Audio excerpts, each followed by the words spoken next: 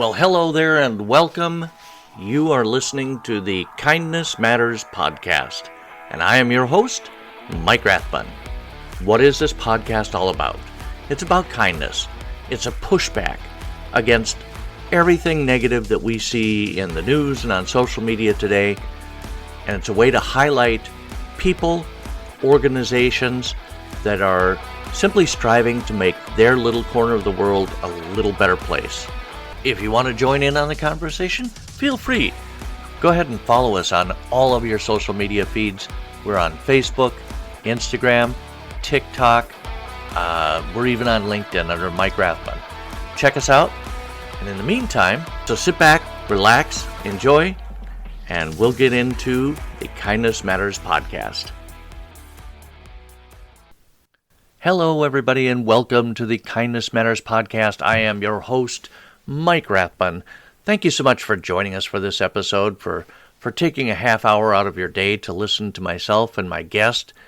This episode is a rebroadcast of an episode that I did in February of 2024. My guest is Jennifer Beaudry, who is the founder of Queer Allyship. Jennifer specializes in compassionately empowering individuals to gain a deep awareness of LGBTQ plus identities by providing specific tools and fostering transformative mindset shifts. She respectfully guides them on their journey to becoming the affirming and empathetic allies that the queer community rightfully deserves. When this episode first came out last February, there were a few mentions of the queer community and especially the trans community, but as the year moved forward, that talk turned ugly and pervasive. Politicians looking for a way to mobilize their base made trans folks out to be the boogeyman, claiming that so-called biological men, I'm using air quotes there, were infiltrating girls' and women's sports in high school and college, despite the fact that the president of the NCAA, Charlie Baker, testified before Congress that he knew of less than 10 trans student athletes in college sports out of over 500,000 athletes. These days, you can't scroll through social media without seeing someone bemoaning the presence of, again, air quotes, biological men in their daughter's locker room without evidence. While this episode is about the LGBTQIA community in general, and Jennifer's work helping parents to come to grips with their child coming out, I think it's an important reminder to all of us that people in the queer community are human beings that deserve the same love and respect that we all ask for. In the show notes of this episode, you'll find Jennifer's links and also links to the truth about trans people in sports. Let's spread truth and love, not hate and lies. Enjoy the show. So, Jennifer, you, as the founder and CEO of Parent with Care, your role is specifically helping parents. I'm going to mess this up. I just know I am. I want to say come to terms with their child coming out as queer. It really is. Is that so I talk about helping people to overcome their misunderstanding and fear of LGBTQ identity, right? Yeah. Okay. But you're there primarily supporting parents, correct? I do. Most of my work is supporting parents. I also do work with organizations and companies and other folks, a lot of people in the education world, because we are all living in a world where 7% of our population is queer. And there are a lot of people who don't understand. But my focus is really, truly, my goal is to make the world safe and affirming for all people. And when I find that people, parents especially, of LGBTQ folks don't understand, I'm going to start there because it starts at home. Yeah, for sure. But now you didn't always, you didn't just wake up in your teens and go, I'm going to advocate for parents of queer kids. Where, what was your journey from to here? every time I do this, I try to make it shorter, and I'm not being really successful. So Take I'm as going long to as you need. go with it. So a million years ago, I started having my own children. And in 1996, I was the producer and host of a radio talk show called Discovering Kids in Wilmington, Delaware. And I was featuring community resources for parents and families. Um, and then I moved back to Montgomery County, Maryland, which was my hometown. And then I had 3 children, trying to figure out like where all the things were for them to do. And so I created a resource directory called Family Net Source, which I ran for several years. And then there was this time where I realized like health insurance and regular hours were good when you had kids. So I went back to school and got a master's in library science and worked as a school librarian for Nice. 17 plus years. 4 of those years, I was the director of library programs for DC Public Schools. And then I got to a point, I was working, my children obviously had grown and gotten older, and I was working for an all-girls boarding school. Oh. The same as the director of library. And then at the same Okay. time, All right. yeah, at the same time, I was doing a lot of advocacy work in the LGBTQ space world. My own son is a very proud bisexual man, and I'm also the bonus mom to a trans man. So I had been working with a local nonprofit, doing a lot of work on training and educating and advocacy. And at the same time, working in this all-girls school, I had several students who were no longer identifying as female. So I became the go-to person with all things DEIB around LGBTQ+, and got to a point where the school really wasn't comfortable placing themselves, like defining what is girl, right? So I ended up in a situation where I had a group of advisees, as most educators do, and I had one student who was not identifying as female, and I had another student whose mother was a very, very rabid anti-LGBTQ plus person. And Ouch. I just said, I can't, the cognitive dissonance was just too painful. So I stepped back and realized I wanted to do something different with the next chapter of my life. And I literally Googled, because I'm a librarian, is parent coaching a thing? Right? Because I'm thinking back to my entire career, everything had always been about connecting people with information and resources. That's what I've always done. Parenting. Yeah. I'm very passionate about trying to parent well, knowing that I don't always, often. Who does? Really? Always try to learn, because nobody teaches us, right? So parent coaching is a thing. So in between, I had also gotten a master's in educational leadership. So as an academic, I'm like, I need another, certification, something. So I went to the Jai Institute for Parenting and became a certified parent coach. Started working as a parent coach and realized that the folks that I was connecting with the most, and one of the greatest needs, was parents whose kids were coming out, who may have been or may have felt that they were allies, but didn't understand what this was, or were completely shocked and taken aback by the fact that their child was now identifying as queer. Like, what is this? Yeah, because it's one thing to say you're an ally and you can have those feelings, but it's kind of different when it's your own child, isn't it? Yeah, when it comes home, it changes things.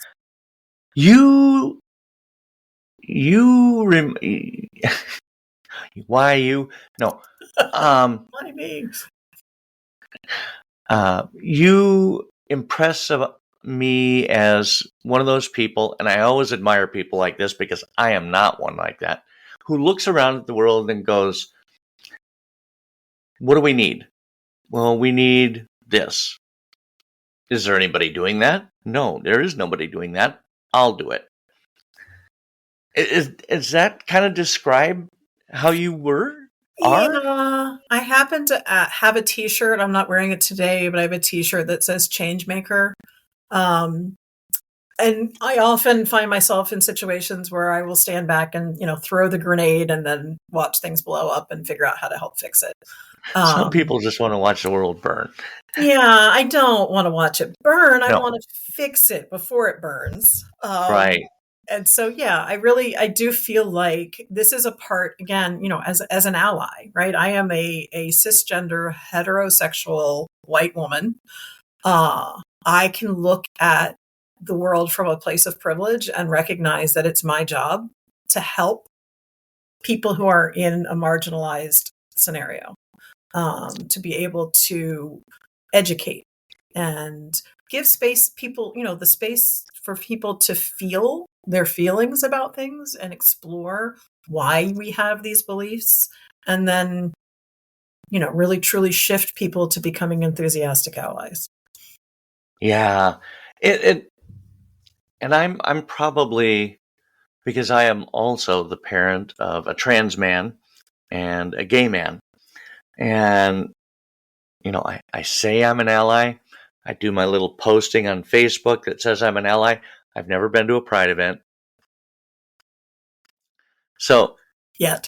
not being like a Republican in name only, I'm an ally in name only. Mhm. I don't know. I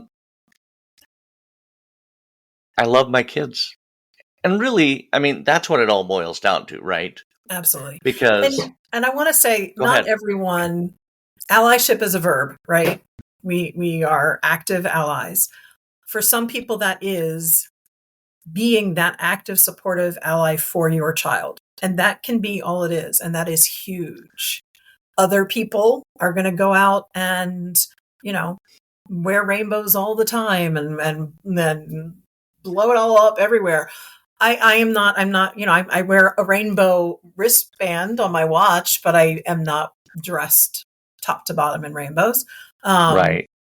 And so I want everyone, like, there is no specific way to be an ally, but I think it is in any scenario where you are, if you can stand up for whoever it is that is being targeted, whether it's in a conversation or, at your kid's school, there are ways to do it that are within your comfort level. So now, do parents come to you as a coach and say, my kid is queer, or I think my kid is queer? What can I do? I'm not sure about this. You have an amazing, and I may just link, there'll be a link in the show notes to your website, but in your blog, you had a fantastic article, and it was titled, I don't want my kid to be queer. And it was so powerful to read that. I'm guessing that was a real client. Yeah, it was. And just, folks, if you ever wanted to know what it looks like to think your child is queer and not know where to go for help, and then to find somebody who can walk you through that and discover the steps that need to be taken, right? Because you had to go through, okay, what's your real fear? Mm-hmm. What are you really afraid of?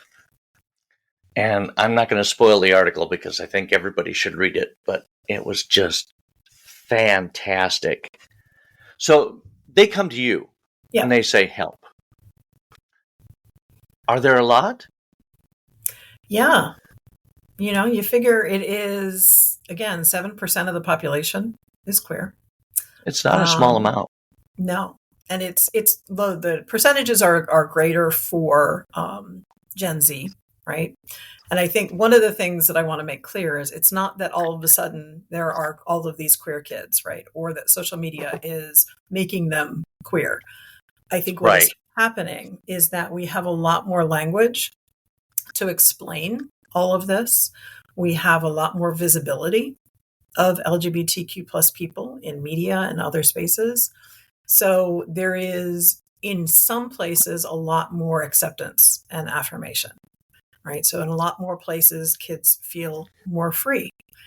And we are, as human animals, built to put things in boxes and to label things. It makes us safe, right? Makes us know how to operate in the world. And I think there are a lot of kids that are like, you know what? I'm not really sure about those boxes. I don't fit any of these boxes. maybe I'll make up my own, right? And so I think it's just a more of a freedom. And I have an analogy that I'll get to when we discuss, like, maybe if we get to like what is gender identity and how do they know.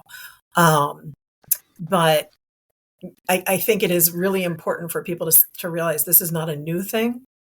It's just that we have more awareness. And unfortunately, it's become such a hot button political issue, which it should never be. There's a lot more visibility about the whole topic. I know, and it does seem that, especially, okay, let's take transgenderism, for example. When I was growing up, okay, boomer, nobody, it was funny when Tom Hanks and Peter Scolari dressed up as girls to get into that apartment. Nobody batted an eye. But it was comedy, and it was done for that. And we didn't maybe even know anybody in our real world and they weren't transgender. They did that for a specific person. They were dressing in drag. I should say that. But growing up, I didn't know anybody who was transgender. And now it seems like, and I think that's the key there, it seems like every time you turn around, somebody's coming out as another gender. Yeah. So I think it's important for folks to understand that from a psychological standpoint, kids know their own gender by about age 3. Okay. That explains a lot. Yeah. Then you get a lot of messaging, right, from the world that says you're boy or girl. Yes. And so kids are either going to be supported if they're born, if they're identified as one gender and they believe that they are a different gender. They'll either be supported in that or not, right? They might vocalize it or they might not. And so there is a lot of social conditioning. And I want to give an example. This is one of my stories that I repeat. So if people have heard me other places, they will have heard this. But as I mentioned, I'm the bonus mom to a transgender man. Mm-hmm. And first of all, he did not transition and start his transition until I think age 26. Yeah. Because he honestly didn't know that it was an option, right? So he's now 34, 35, and is married, and his wife and he have a child. And nice. His wife is a cisgender woman. And when she was pregnant, she came back with the sonogram one day, and he was so excited to say, "It's a boy." And my immediate response was, "Is it?" Because even as a transgender man, he was automatically like, penis means boy. And I'm like, of all people, that doesn't necessarily mean. And I think this is where, we have to get into a little bit of the definition, I think, of gender identity versus sexual identity, right? So sexual identity is what the doctor declares. It is what we see, the genitalia, and what, if they do anything further in looking at chromosomes and all of that. That's your sexual identity. That is what you were assigned at birth. Your gender identity is who you know yourself to be. And Mike, this is where I will ask, the question I ask when I'm explaining this is, are you left-handed or right-handed? I'm right-handed. How do you know? Because I've always used my right hand. It's just what comes naturally, right? I can't write legibly with my left hand. You can't. It would feel really weird if I insisted. If you broke your right arm, you would feel really strange trying to write with your left hand. Yeah. It is that innate sense. You know yourself to be right-handed because it feels right. Gender identity is the same. I know myself to be a cisgender woman. I know myself to be female. And I am. Yeah. Right? But if I wasn't sure, if I felt very sure that I was either non-binary or that I was male, I would have to make a decision of whether or not I'm going to share that with anyone, or what does that mean? There's a whole process of coming to terms with that. Yeah. I guess I don't know my transgender son's journey. I mean, I do, obviously. I was there for part of it, but I think a lot of it was hidden from me. I remember he hated to have his hair messed with, because in his former life, he would have to brush the hair every day, or, here, put on this dress, look cute, look like something that you're not. It basically is what it boiled down to. And he never really expressed that to me until the day he came out. And he was 21 when he came out. Yeah, and he may not have had the language. I have a good friend who came out, who decided to transition at age 55. Oh my goodness. As a transgender female, she now looks back at her entire life and it was like, oh, well, duh, right? Duh. It was there. We just weren't paying attention. And all the that's where I signs were talk there. about that social conditioning. And when working with parents, it's really again, the messaging that we give our kids. And I always always start out with working with intrinsic bias. Like, what are the beliefs that we have that we aren't even aware we have? And Right. when my son, my bi guy, was growing up, he knew, I'm of that era of pick a team, right? You're either gay or straight. I don't care what you are. You're fine. Love Right. y'all. And he had that messaging on forever. And when he was 19, he came out in an article or an op-ed for his college newspaper in response to being called the F slur on campus. And in that article, he came out as bisexual. And I was like, oh, what? I don't know what that is, right? He's now 27. So clearly I've done some work and done some research and learning, and now I completely understand it.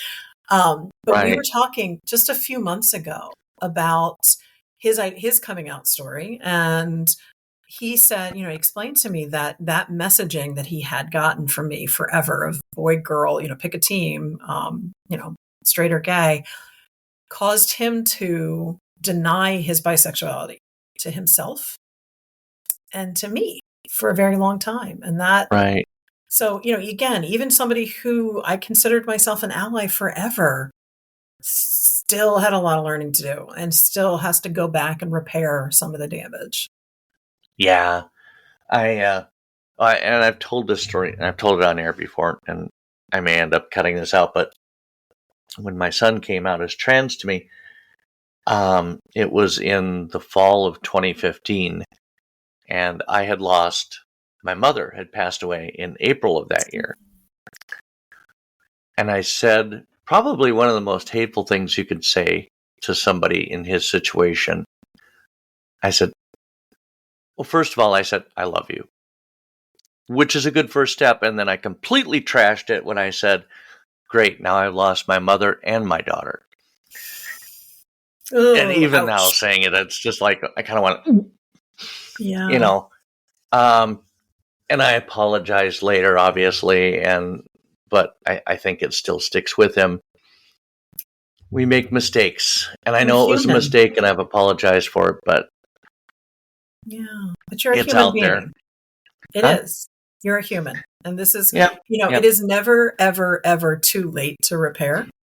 The other person may not accept it, but you can always go back and explain. It's Maya Angelou's do the best you can until you know better, and when you know better, you do better. Do better, right? Yeah, for sure. But this what you do, I think, Jennifer, takes on a lot more importance these days, just because there seems to be a lot more focus on the community. As my good friend Jillian Abbey, author of what? Damn it! Now I'm not going to remember her book. Anyway, she wrote a book. Oh, Perfectly Queer is the name of her book, and I had her on the show earlier last year, and she said legitibitiqua. And I don't know, queer may be easier than that, but there is so much hate focused on that community, and maybe specifically the trans community. Yeah. And so what you do is very important and so needed these days. I saw a stat, and I'm not going to remember it right now, the number of bills that were introduced just last year in all over the United States. Just this year. Okay, we're recording this in the middle of February of 2024, and there have been over 500 bills introduced in the first month and a half of the new year. And that it is, that's why I do this work. It is, I really have a hard time wrapping my head around the why. And I tell people, and I approach parents and anyone where I'm having these conversations with, starting out with, help me understand how you came to this belief, right? Oftentimes, and again, it is that social conditioning.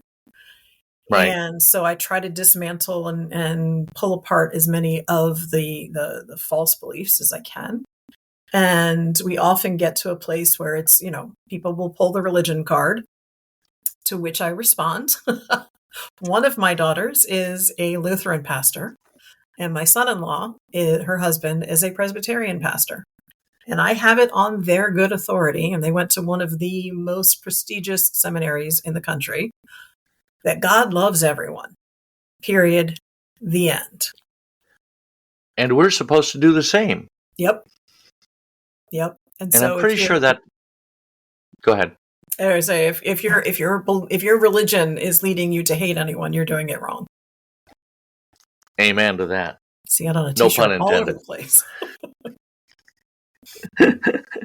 Is it a rainbow t-shirt? Just a thought. Okay, so let's try to educate here. Let's talk about some of the misinformation or lies that are spread about the transgender community. Oftentimes you will hear somebody say they're mutilating the children. And that's not true. Nope. So gender-affirming care, especially when it comes to children, there are different aspects of gender-affirming care. Okay. There is social affirmation, medical, legal, and surgical, all separate things. Okay. Right. So when we talk about gender affirming care for a child, we're talking about social. We're talking about respecting the name that they have chosen, respecting the pronouns that they have told you that they are, right? So it is believe who your child tells you that they are in this moment, because it could change, right? So you have to go with the flow. Yes. So no one is advocating for surgery for children, period. Zero. Nobody is doing right. that. When it comes to medical gender affirming care, right? We're talking about, first of all, puberty blockers.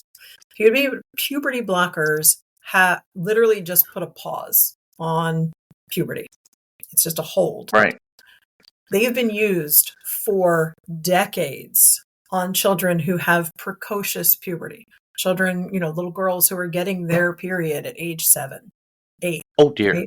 So it's really, I've never heard the phrase precocious puberty. Yeah. So it is literally just wait, we're going to hold on for a minute because the rest of the body and the brain has to develop before you're ready for that. Yep. Right. So the safety record for these medications is very, very well established. Yeah. All we're saying is if you have a child who consistently and persistently has identified as transgender, puberty blockers give you that time. Okay, for their brains to develop. Is this the correct path? Then there is the possibility of shifting into surgical gender affirming care when they are of age, when they are adults, right? 18 or over. 18 or older. And what the reason that it's really super important for the puberty blockers piece, and in between there is hormonal care. So if you are identifying as male, you may at age 14, 16 be given testosterone, or if you're a female, estrogen, so that you go through the correct gender puberty. Because if you have, I'm going to stick with transgender female, if you have a transgender female, so assigned male at birth, and they go through a male, traditional, normal male puberty, they're going to physically change. right? Their voice is going to change. The Adam's apple, the face structure is going to change. It is Yep. much more difficult for someone who has gone through that puberty stage to transition and feel completely comfortable feeling as feminine as they want to be, right? So that the puberty blockers just put a pause on that development so that the person can continue to develop as the gender that they know themselves to be. Okay. So how long is that pause? It can be indefinite or? It could be, I mean, it's a few years. You're going to want, again, Okay. socially, right? So if you have a child that's, hopefully, again, you're working very closely with psychologists, psychiatrists, medical doctors, right? You can't go to CVS and get this stuff. Right. That's the other part I was going to bring up, is that none of this happens without the parents being involved, if they're minor, Mm-hmm. and medical doctors and psychologists. It's all very closely coordinated. This is not just on a whim. Some kid wakes up in the morning and goes, "I'm a girl." Nope. And it is, and we run down to CVS and pick up some meds for it. Yeah, it is a very long, very methodical, very well supervised process.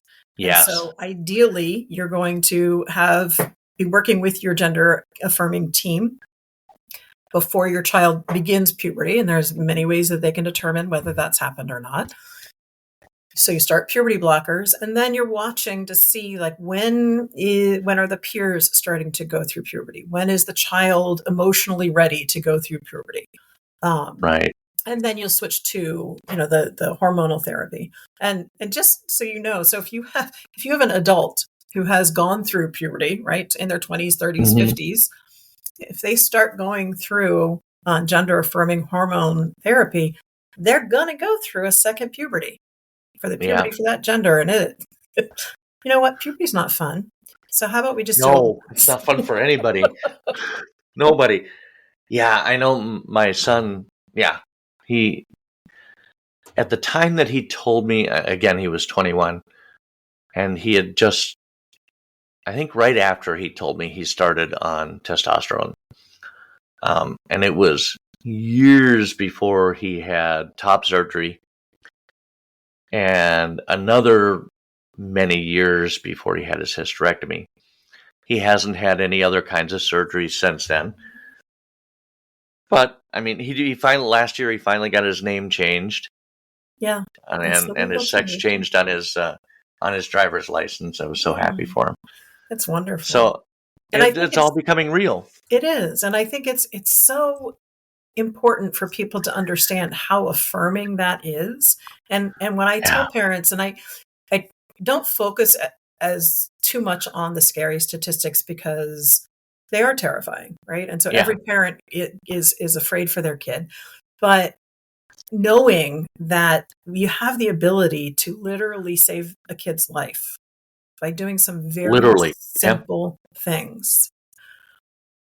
I don't understand why anyone, I have a hard time with the cognitive dissonance of people who say, we want to protect children, we want to do everything right for kids, we're worried about kids' mental health, but are advocating for laws and legislation and policy that put kids in direct harm. It's hard for me to get my head around. You're absolutely right. That would drive me nuts because I don't work in your situation every day. I can't even imagine how hearing that day in and day out, the cognitive dissonance, would drive me nuts. So if you were going to testify before a state legislature that was considering a bill, I don't know, to ban students from using a bathroom other than their assigned sex at birth, what would you say? Stop. So, I mean, succinct. Well, right to the point. Very nicely done. Just don't, right? Just don't. I mean, again, I think you have to break down what is the actual intent of such a law, right? It is to Right. keep people safe. So looking at having to get people to understand that sexual predators are a whole different category than somebody's sex or gender, right? And so a female is no more at risk by having a transgender woman in the same restroom as she is of having a lesbian or another person who has ill will, period. Right. So the solution truly is, if you want everyone to be safe, then have single person, all gender bathrooms, right? Let everyone have their own space. Yep. So we need to disconnect gender and gender identity from sexual behavior. They're very different Agreed. things. And Yeah. recognizing when you do start to dig into the statistics and you find that the person who is transgender is at much higher risk of harm, physical, verbal, emotional harm, than any cisgender person walking on this earth, Yes. you start to see the folly of that type of legislation. Right? Yeah, And again, absolutely. Go ahead. you cannot legislate people from existing. So You cannot. You try. you can try, but having laws that deny people access, deny people rights, does not mean that those people are going to go away. It just means that you are choosing to make the world less safe. Yeah. I was just trying to find it and I can't find it now. The Trevor Project is an amazing resource for queer people, especially queer kids. But they had a stat, you probably have it, about how many transgender, just LGBTQI kids felt threatened on a daily basis, It's either in their school. Yeah, Go I ahead. believe it's close to 60%. Yeah. And the really scary thing, and again, the reason I'm doing this work, is only 40% of queer kids feel that their own home is safe and welcoming. So when when we get into the conversation about, do parents have the right to know? Right? Should kids That be was out? something else I wanted to bring up. Yeah. So there's another state legislator that is trying to force teachers to out kids. And I did a whole training for the school resource officers in my local district. And they had the same fear, like, right, if we've got to tell the parents, because the parents need to know. And my response was, do you know for certain that parent is safe to know? Because if you have a child that says to you, my parent is going to kill me, or my parent is going to throw me out, you need to take that seriously. That may be the actual truth. And so by letting that parent know, you have condemned that child to harm. Yeah, because it's not like, a kid might say, oh, I wrecked the car, or I dinged the car, my dad's going to kill me. In this particular instance, that might not be hyperbole. No, it is, a majority of the unhomed youth are queer and are out there because parents have rejected them. Because they are no longer welcome in their home. Yep. Because of who they are. Yeah. I recommend, I'll just, when we talk about when people share, that kids share the information, and I think it's important for educators to take a couple of steps. One is to say thank you for trusting me with this information, right? The second thing is who knows and who can't know, right? So then you understand where that child is in their lives. And then the third is, what can I do to help you and support you right now? That child might need you to be the one that helps them tell their parent. They might be the one that, they might need the resources of, a homeless shelter so that they feel they can tell their parents and they can leave and be safe. They Yeah. might need you to keep that a secret for now, right? There's a lot of different ways to approach it. But I think for me, even when working with parents, the child is the one that needs to be protected and cared for. Yeah. And everybody says that, but not everybody's doing it. Yeah. Yeah. And I'll tell you what, if you are a teacher or an educator of some sort, and a child comes out to you, kudos to you, because you must be doing something right. Yep. That they feel safe enough to do that with you. Yeah. So, Jennifer, I could go on and on and on. I really could.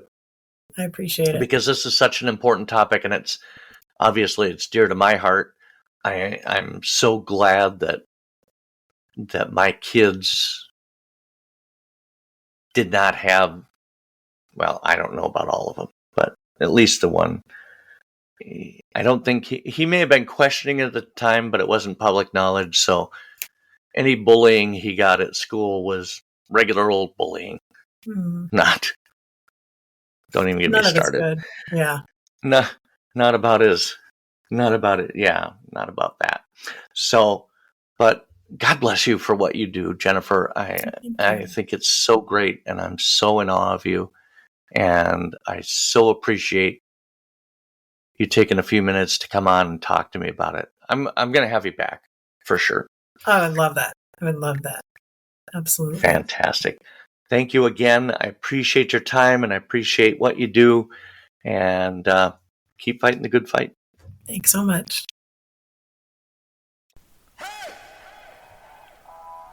I want to thank you for taking this time to listen to this episode with my guest, Jennifer Boudreau.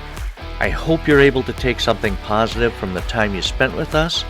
As a reminder, all of Jennifer's links and some factual links will be available in the show notes. If you took something positive, something inspiring, please share it with your family and friends. It would mean the world to me. I'm always striving to offer you a better podcast, so give me some feedback. Let me know how you think I'm doing. You can email me, leave me a message on my socials. Feel free to follow us on all of our socials like Facebook, Instagram, LinkedIn, and Tickety Talk. This podcast is part of the Mayday Media Network. If you have an idea for a podcast and need some production assistance, or have a podcast and are looking for a supportive network to join, check out MaydayMediaNetwork.com and check out the many different shows like Afrocentric, Spoil My Movie, Generation Mixtape, In a Pickle Radio Show, Wake Up and Dream with D. Anthony Palin, Stacks O'Pax, and the Time Pals. We'll be back again next week with a new episode, and we would be honored if you would join us. You've been listening to the Kindness Matters podcast. I'm your host, Mike Rathbun. Have a fantastic week.